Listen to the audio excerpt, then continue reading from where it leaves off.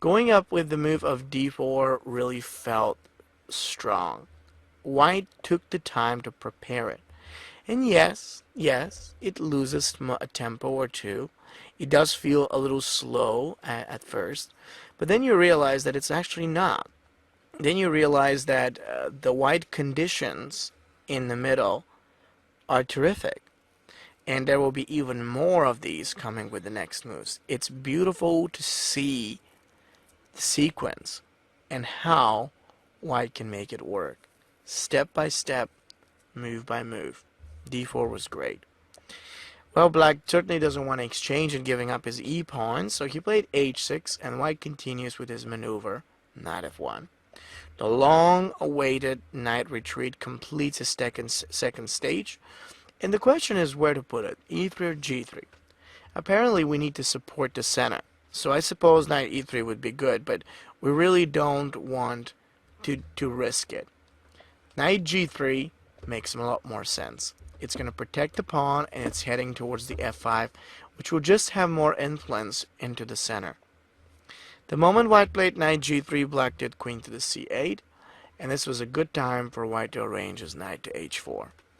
Now, when the knight comes out to the f5 square, there will be so much to do. There will be so much to prove out there. And it's just good. I don't want to say it's perfect, and I don't want to say it's excellent. It's just very, very good. The build-up, the set of pieces, the control that we're going to get, all these things, they just feel right. And they are right. That's exactly what the plan is supposed to be. It's a bit slow, but on the other hand, it brings white to a really high position and a lot, I want to say that, a lot of things to do against black right now. So the knight jumps in, and the position looks terrific. Black played bishop f8. I think Topalov just didn't realize what he wanted to do, and what he wanted to do at this point was really go on the queens. So what white did right now was knight g6. Black really did not take the time to build his position and continue going on the queen side. He had to. It's not that I'm just saying it, oh, like, it was nice. No, he really had to. He really had to start. He really had to move in there and challenge. And when he didn't, or rather as he didn't, this is exactly what white used as an opportunity to continue and even build up more pressure or tension against black's position. So that was excellent. You see, like this, just the whole idea is that knight is causing so much trouble. The black pieces are so much behind, so things are good.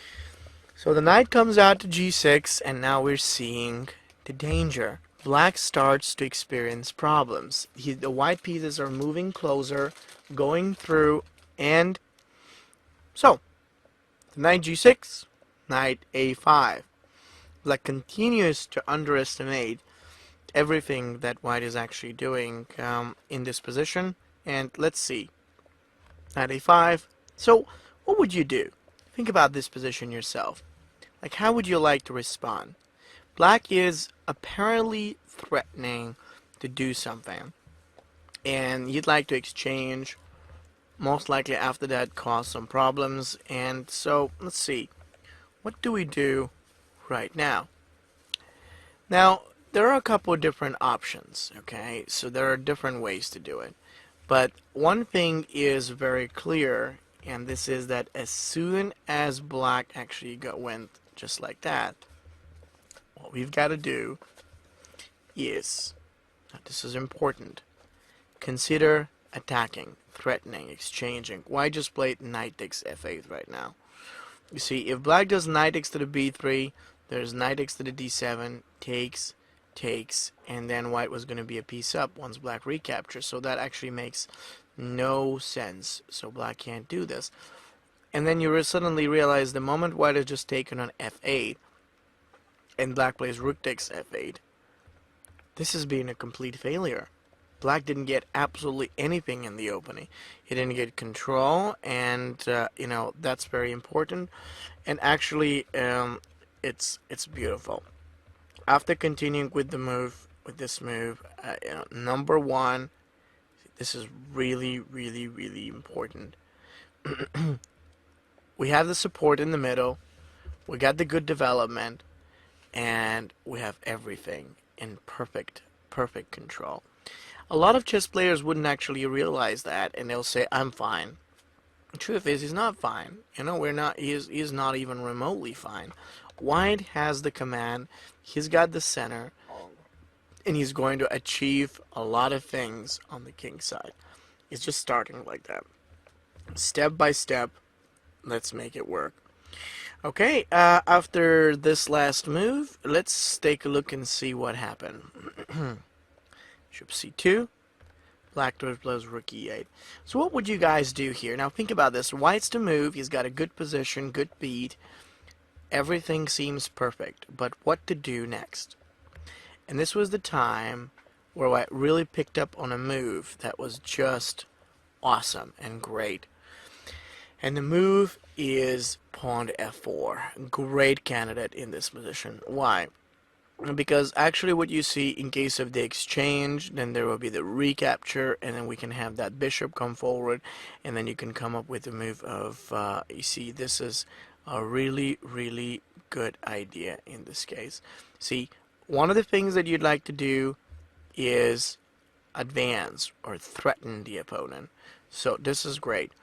Now, as soon as you play with the move, as soon as we did the move of f4, black played with bishop to the g4, trying to attack the queen, and then white plays with queen to the d3. Black played e takes f4, and then after e takes f, there was bishop takes f4. Knight c4, bishop c1. So this was a simple decision, but really powerful one. Why? Because then we could see that the black knight is going to be challenged, and the other one is going to be challenged. We could set the queen, advance, and you realize that with the f4 and the whole idea started, when this started, white was extremely successful because of one thing: the brilliant, huge development and the coordination that white is able to put in behind it. It was good. It was really, really good. What comes next is even more interesting. Let's take a look. After that last move of bishop to the c1, black played c5. So he decided, okay, whatever you do, I have to find a quicker way to attack you. I have to find something fast. And it almost made sense. It almost did. I'm saying almost because it didn't work. White's next move was super powerful. So what does white need to do? He can't play a5 because this is going to be taken. And we can't actually do anything too big. So the real question is, how do we go about this now? It's very, very important. See, the real answer to that question is the following. If you ever get yourself in a position like that, try to think of what you're missing and bring more power or more advanced possibilities against the opponent. What happened in this case is that white felt his rook was missing. He felt that the rook really wasn't anywhere near where it's supposed to be, and just regrouping it or bringing it towards the f would sound excellent. It was good, it was consistent, and it really worked out beautiful. So right upon that move, we could see most of the black pieces are back. So rook f1, c takes d4, c takes to the d4, queen d8, h3. When the h3 happened, now white makes two brilliant moves that are pushing black's pieces away. And we see that now if the black knight moves, likely he's going to lose the pawn. It's just this difference between activity that white has, the activity that white has, and the terrible looking pieces that black has got are making his position absolutely awful. It was great, it was effective, and it was really, really dangerous. What about black? Well, what about him? I don't really think that he's got too much to do, so he just has to stay back and not enjoy this position. Well, after the b3, black played queen e5, and now white did king h2. What I find quite exciting about this position is how white is really taking his time to build up without rushing. People rush. You have no idea. They tend to rush. They tend to, like run the positions through just because they feel like, okay, something has to happen. And nothing. Nothing has to happen, in such a position. So, you see, what is very necessary is that you take the time, you build up, you can take the control, and then things are actually going to work well. It's just that time that is the most difficult for people to follow. King h2. Now we can see that white is actually intending to play with rook takes f6 and knight h5 with some huge checkmating threats without the king being on g1 so that it can be attacked by black. So black moved away his knight, and then white plays e5 attacking, g6 and d5.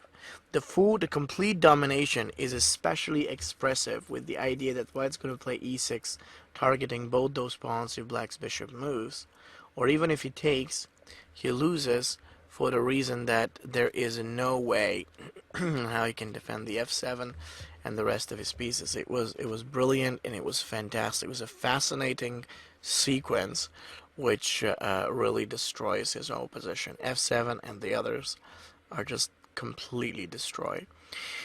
Well, that's really good. I mean, what you see is the tactic. The tactic worked out. In fact, black resigned here, knowing that after the exchange takes in king f8, white would have actually taken the h6. He would have taken the rook. And then as soon as the black king takes, white has bishop takes d3 with a check. We've got two bishops and a rook as a compensation for the queen, if I can even call it a compensation, because truth is, it's a big advantage. So this whole game shows you the value of the Ruy Lopez, the different maneuvers, the pressure that white is able to put, and more importantly, the beautiful coordination that just adds so much value to the position. I think it was great.